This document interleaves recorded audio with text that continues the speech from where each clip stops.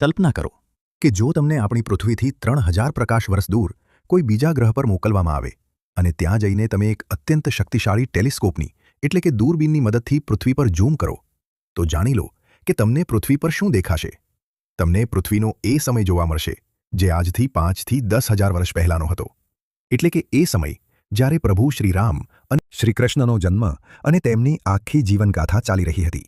આનો અર્થ એ થયો કે આ શક્તિશાળી ટેલિસ્કોપ તમારા માટે એક ટાઈમ મશીનનું કામ કરશે।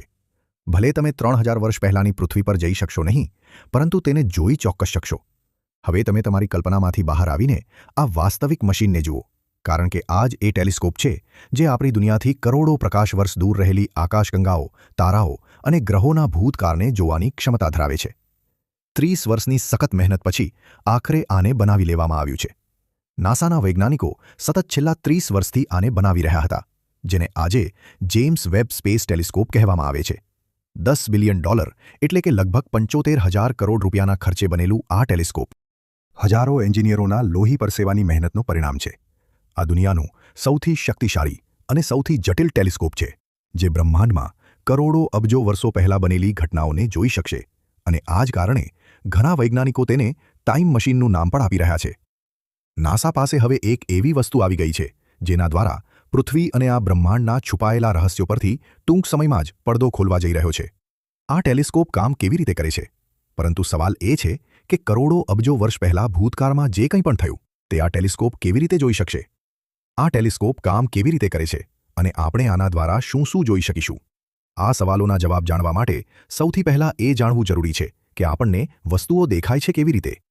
જ્યારે આપણે કોઈ અંધારા ઓરડામાં દાખલ થઈએ છીએ ત્યારે આપણી આંખો ખુલ્લી હોવા છતાં આપણને કંઈ દેખાતું નથી, પરંતુ જેવી ઓરડામાં લાઇટ ચાલુ કરવામાં આવે આપણને બધું જ દેખાવા લાગે છે। આનો અર્થ એ થયો કે જ્યારે ઓરડામાં અંધારું હતું ત્યારે પણ તે બધી વસ્તુઓ ત્યાં જ હાજર હતી, પણ આપણને દેખાતી નહોતી। લાઇટ ચાલુ થયા પછી જ્યારે પ્રકાશ તે વસ્તુઓ સાથે અથડાઈને આપણી આંખો પર પડ્યો ત્યારે આપણને બધું દેખાવા લાગ્યું। એટલે કે આપણને કોઈ પણ વસ્તુ જોવા માટે પ્રકાશ ખૂબ જ મહત્વનો છે। પ્રકાશ જે 3 લાખ કિલોમીટર પ્રતિ સેકન્ડની ઝડપે ગતિ કરે છે, આ જરાય વાર નથી લાગતી, પરંતુ જ્યારે આ જ પ્રકાશ આપણા આટલા મોટા બ્રહ્માંડમાં ફેલાય છે ત્યારે સ્વાભાવિક છે કે તેને પણ એક જગ્યાએથી બીજી જગ્યાએ જવા માટે સમય લાગે છે। ચંદ્ર અને પૃથ્વી વચ્ચે આશરે 3,84,000 કિલોમીટરનું અંતર છે। સૂર્યનો પ્રકાશ ચંદ્ર સાથે અથડાઈને જ્યારે પૃથ્વી સુધી પહોંચે છે ત્યારે આપણને ચંદ્ર દેખાય છે। આ પ્રકાશને ચંદ્રથી પૃથ્વી સુધી પહોંચવામાં લગભગ 1.25 સેકન્ડ લાગે છે। આનો અર્થ એ થયો કે અત્યારે આપણે જે ચંદ્ર જોઈ રહ્યા છીએ તે વાસ્તવમાં ચંદ્રનું 1.25 સેકન્ડ જૂનું સ્વરૂપ છે। આ તો ચંદ્રની વાત થઈ, જે પૃથ્વીની નજીક છે। દૂર જે ચમકતો તારો તમે જુઓ છો તે શનિ ગ્રહ છે, જે આપણા જ સૌરમંડળનો એક ગ્રહ છે। પૃથ્વીથી શનિનું અંતર લગભગ 160 કરોડ કિલોમીટર છે।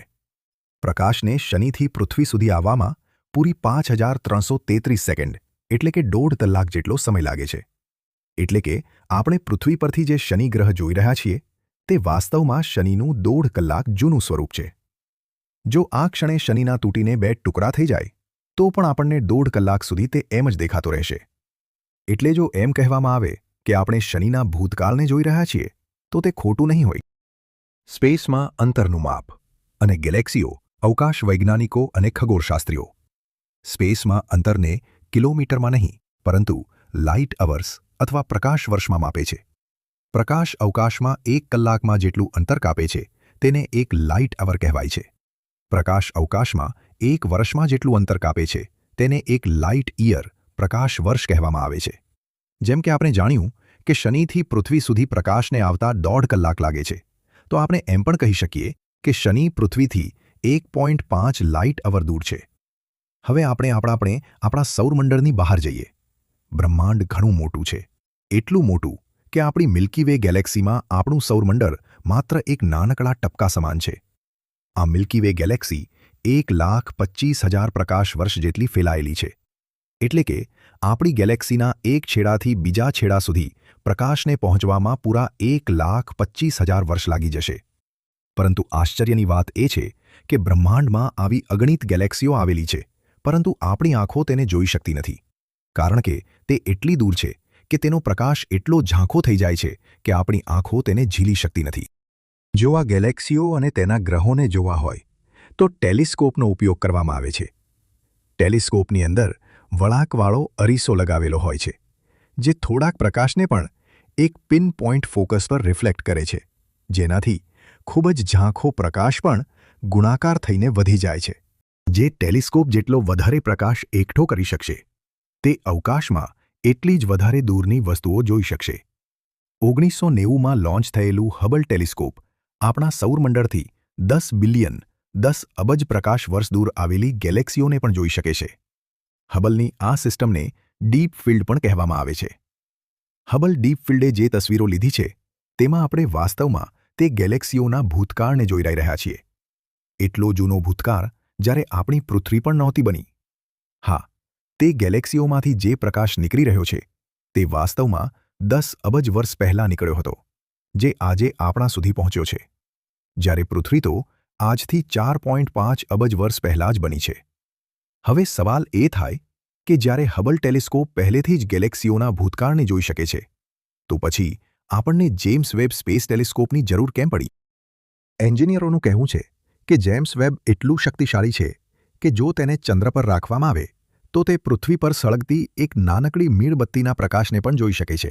એટલું જ નહીં, James web space telescope infrared light જોવાની ક્ષમતા પણ ધરાવે છે.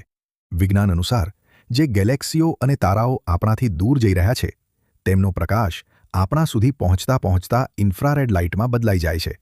ઇન્ફ્રારેડ લાઇટને ન તો હબલ ડિટેક્ટ કરી શકતું હતું અને ન તો માણસની આંખો જોઈ શકે છે. જેમ્સ વેબ સ્પેસ ટેલિસ્કોપની મદદથી આપણને એવી ગેલેક્સીઓ વિશે પણ ખબર પડી જશે જે બ્રહ્માંડમાં હાજર તો છે, પરંતુ આપણે તેને જોઈ શકતા નહોતા. આ જટિલ મિશનની સફળતા આ ટેલિસ્કોપનો મુખ્ય અરીસો 18 ભાગોમાં એવી રીતે બનાવવામાં આવ્યો છે કે જ્યારે તેને સ્પેસ શટલમાં મૂકવામાં આવે ત્યારે તે ફોલ્ડ વળી થઈ શકે અને સ્પેસમાં એક ખાસ જગ્યાએ પહોંચતા જ તેનો અરીસો ફરીથી ખુલી જાય. કારણ કે જેમ્સ વેબ ટેલિસ્કોપને ઇન્ફ્રારેડ લાઇટ ડિટેક્ટ કરવાની છે, તેથી તેનું અવકાશમાં ઠંડુ રહેવું ખૂબ જ જરૂરી છે. તેના અરીસાવાળા ભાગ પર સૂર્યની સહેજ પણ ગરમી ન લાગે, તે માટે તેની દિશા સૂર્યની વિરુદ્ધ બાજુએ રાખવામાં આવી છે, જ્યારે તેની પાછળની બાજુએ સનશીલ્ડના 6 સ્તરો લગાવવામાં આવ્યા છે. આ સનશીલ્ડ ખુલ્યા પછી એક ટેનિસ કોર્ટ જેટલી મોટી થઈ જાય છે. આ બધું એટલું જટિલ હતું કે જો સ્પેસમાં આના ખુલતી વખતે એક નાનકડી ભૂલ પણ થઈ હોત, તો કરોડો ડોલર અને વર્ષોની મહેનત એક ક્ષણમાં બરબાદ થઈ ગઈ હોત. 25 ડિસેમ્બર 2021ના રોજ જેમ્સ વેબ સ્પેસ ટેલિસ્કોપને અવકાશમાં હંમેશા માટે રવાના કરી દેવામાં આવ્યું છે. જેમ્સ વેબને પૃથ્વીથી લગભગ 15 લાખ કિલોમીટર દૂર એક બિંદુ પર પાર્ક કરવામાં આવ્યું છે, જેને L2 પોઇન્ટ કહેવામાં આવે છે. એટલે કે આપણને 5 થી 10,000 વર્ષ પહેલાંનો પૃથ્વીનો ભૂતકાળ જોઈ શકીશું. એટલે કે પ્રભુ શ્રીરામના જન્મ, જીવન અને શ્રીકૃષ્ણનો આખો જીવન જોવા મળશે. જય શ્રી કૃષ્ણ, જય શ્રીરામ, જય ભોલેનાથ. હાર્દિક શુક્લના આવા જ વિડીયો જોવા બદલ આપનો ખૂબ ખૂબ આભાર.